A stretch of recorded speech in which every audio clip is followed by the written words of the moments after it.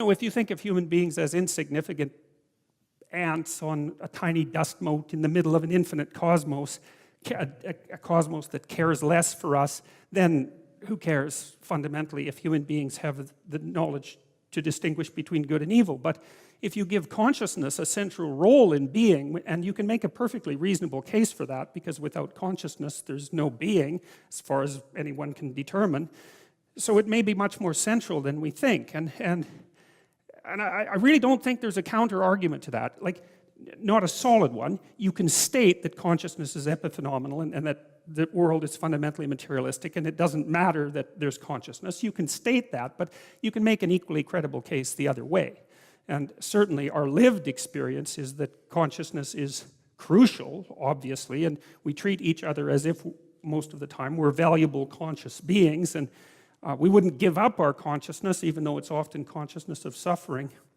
And so then I think another problem with the book is that it's sort of predicated on the idea that life is for happiness. And I don't think that's right, and I don't think that's how people experience life, and I might be wrong, but it seems to me that people experience life as something like a series of crucial ethical decisions. It's something like that. I mean, I just can't imagine, and maybe I'm being naive about this, but I can't imagine another being that's like me in most senses, that isn't constantly wrestling in some sense with what the next proper thing to do is. It's not like it's obvious. It's not bloody obvious. And it doesn't mean you'll do the right thing, because you don't lots of times. And you know that by your own judgment, right? Because you're making mistakes all the time. Sometimes you don't know what you're doing, and maybe it's a mistake and maybe it isn't.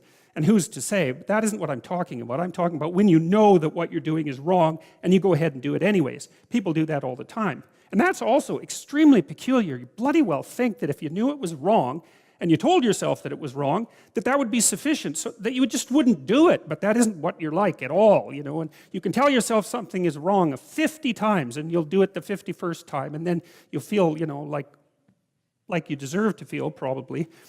But it doesn't stop you. And so then I think the other problem with the viewpoint, the idea that the suffering of life eradicates its utility, is that it's predicated on the idea that happiness, or lack of suffering even, is the right criteria by which to judge life. And I don't think that's how we actually experience life. I think what we do instead is put ourselves through a series of excruciating moral choices. You know, and one of the things that's really significant about the biblical stories, and I think about the entire implicit philosophy, you know, that's embedded in the stories, is that that's how life is presented in the stories, is all of these individuals. First, they're individuals, they're not groups. And second, they're agonizing over their moral choices all the time. And they have a relationship with God. But it's not a directive relationship exactly. Even the people to whom God speaks directly, which I suspect is not something you'd exactly want to have happen, they're still, even the fact that they have a direct relationship with God doesn't stop them from being tormented continually by their moral choices.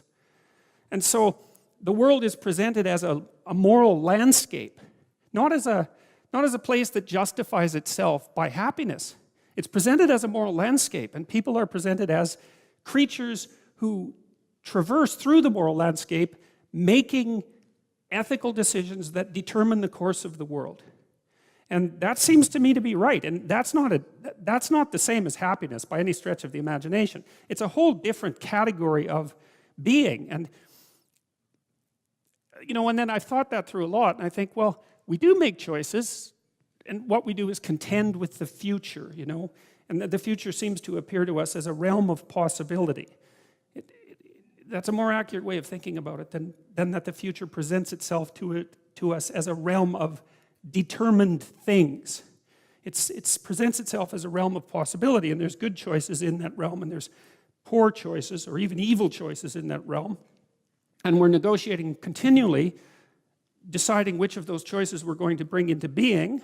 That seems to me to be phenomenologically indisputable, and we certainly treat each other as if that's what we're doing because we hold each other responsible for our actions, with some exceptions, and that we're deciding each moment whether to make things better or worse.